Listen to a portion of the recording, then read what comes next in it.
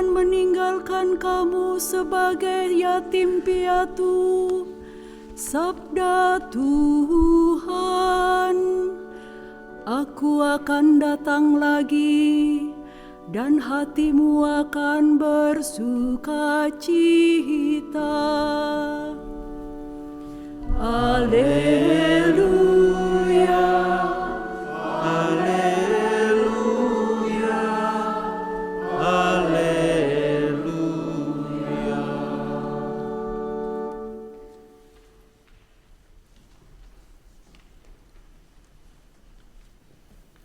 Tuhan sertamu. Inilah Injil suci Yesus Kristus menurut Yohanes.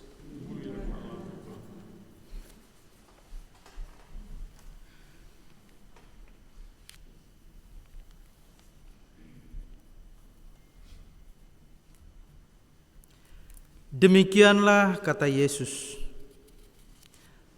Lalu ia menengadah ke langit dan berkata, Bapa, telah tiba saatnya permuliakanlah anakmu, supaya anakmu mempermuliakan engkau. Sama seperti engkau telah memberikan kepadanya kuasa atas segala yang hidup, demikian pula ia akan memberikan hidup yang kekal kepada semua yang telah engkau berikan kepadanya.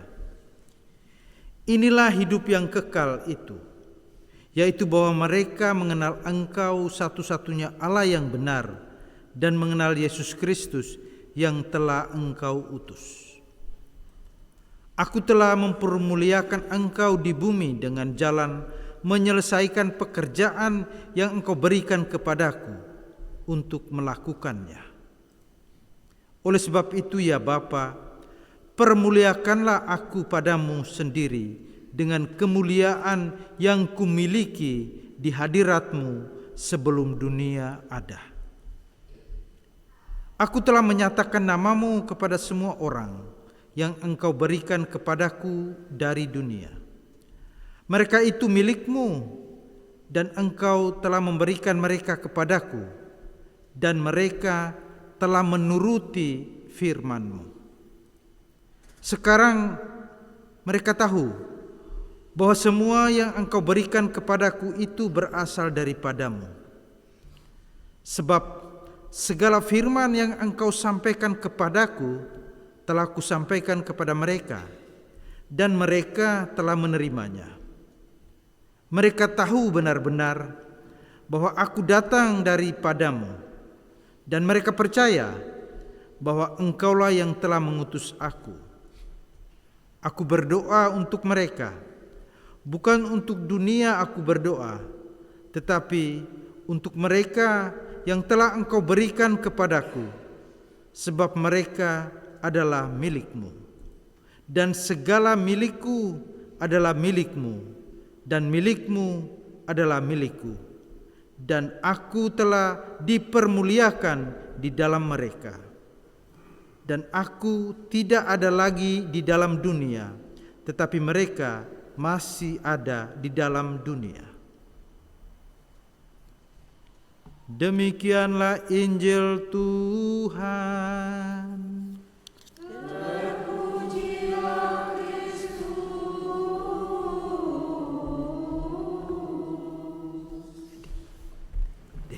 Desse baby. Lek, waar moeten we leggen?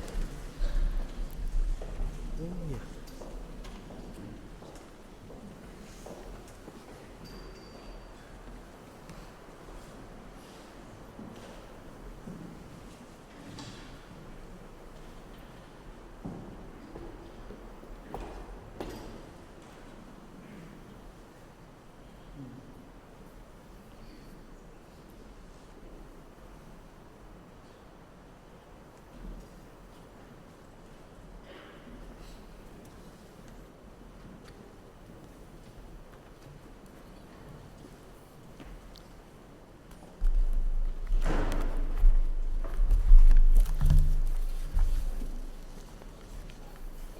Saudara dan saudariku yang terkasih dalam Kristus, hari ini kita mendengarkan 3 bacaan yang sangat cocok untuk hari Minggu antara kenaikan dan Pentakosta.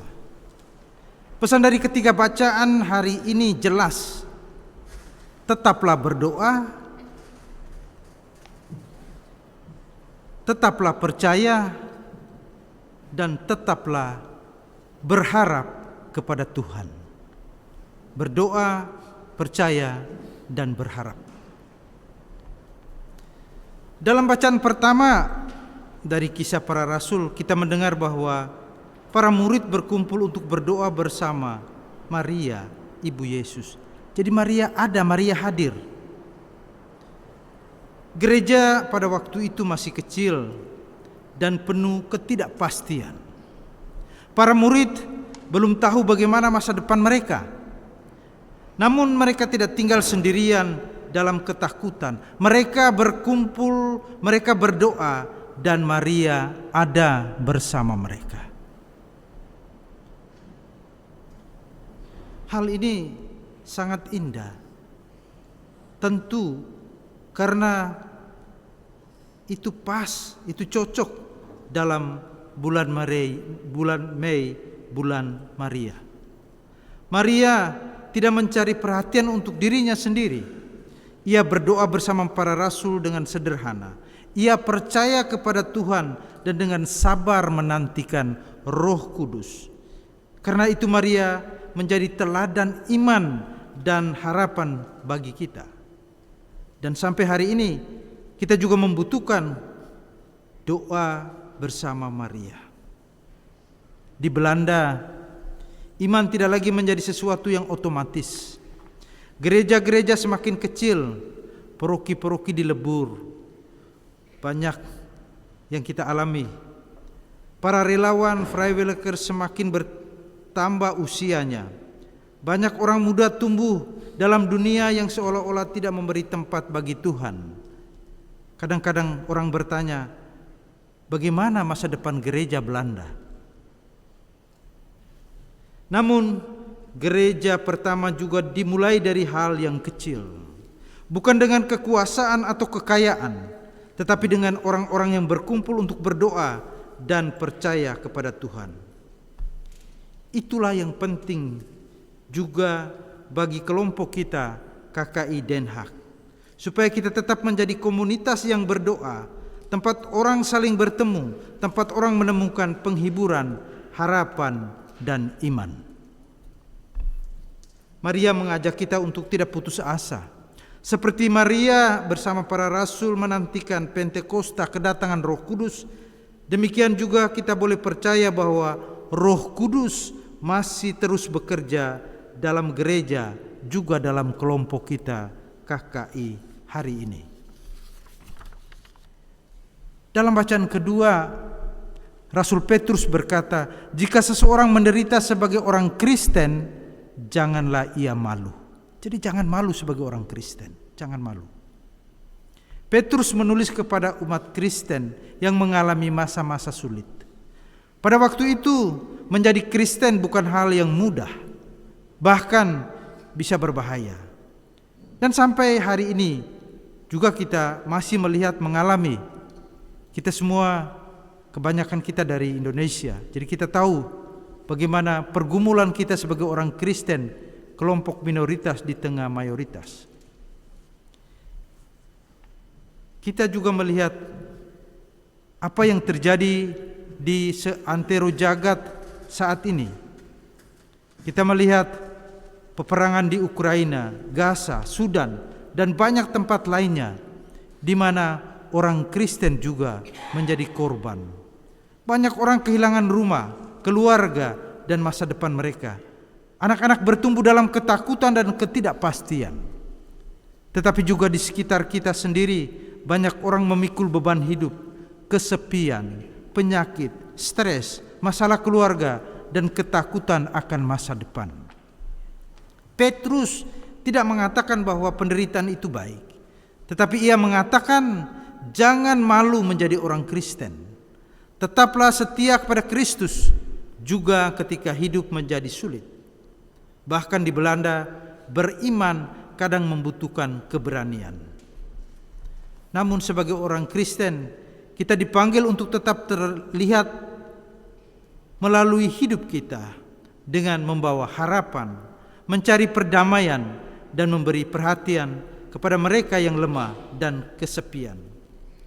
Ketika kita tetap mengasihi dan melayani, kita menunjukkan wajah Kristus kepada dunia, wajah Kristus kepada orang-orang yang kita jumpai dalam hidup dan karya kita. Dalam Injil hari ini, kita mendengar doa Yesus kepada Bapanya. Yesus berdoa bagi para muridnya karena mereka akan tetap tinggal di dunia. Doa itu juga ditujukan kepada kita. Yesus bukan cuma mendoakan para rasul, para muridnya saat itu, tapi dia juga mendoakan kita. Yesus tahu bahwa para murid akan menghadapi banyak kesulitan. Kita sekalian akan menghadapi sekian banyak tantangan dalam hidup ini. Karena itu, ia berdoa agar kita semua tetap dilindungi dalam kasih Allah. Kita pun hidup di dunia yang penuh tantangan, ada perpecahan, kata-kata yang keras dan ketidakpastian. Banyak orang merasa sendirian dan mencari arah dan makna hidup. Tetapi Yesus tidak mengatakan bahwa kita harus menjauh dari dunia dengan realitanya yang pahit. Sebaliknya, kita dipanggil untuk hidup di tengah dunia sebagai murid-murid Kristus. Artinya, bukan menyebarkan kebencian, tetapi membawa damai. Bukan membangun tembok pemisah, tetapi membangun jembatan kasih. Bukan hidup dalam ketakutan, tetapi hidup dalam kepercayaan kepada Tuhan. Hari ini, Yesus juga berdoa bagi paroki kita, bagi kelompok kita, bagi keluarga KKI, supaya kita tetap bersatu, tetap setia, dan menjadi pembawa harapan. Saudara-saudariku, dalam masa antara kenaikan Tuhan dan Pentakosta ini, gereja memberikan kepada kita 3 pesan sederhana. Seperti Maria, tetaplah berdoa.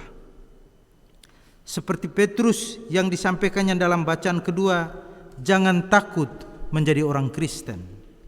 Dan seperti Yesus dalam bacaan Injil yang kita dengarkan hari ini, tetaplah menjadi saksi kasih Allah di tengah dunia yang penuh tantangan ini.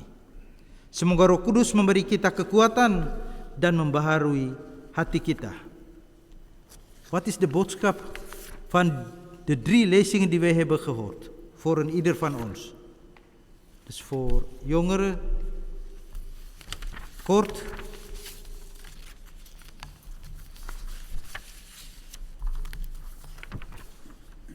In deze dagen tussen Hemelvaart en Pinksteren geeft de kerk ons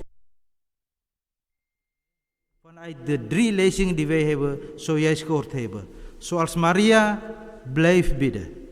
Zoals Petrus, dat hebben we in de 2e lezing gehoord. Wees niet bang om christen te zijn.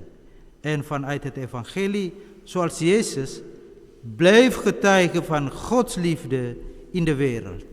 Mogen de Heilige Geest ons kracht geven en ons hart vernieuwen. Amen.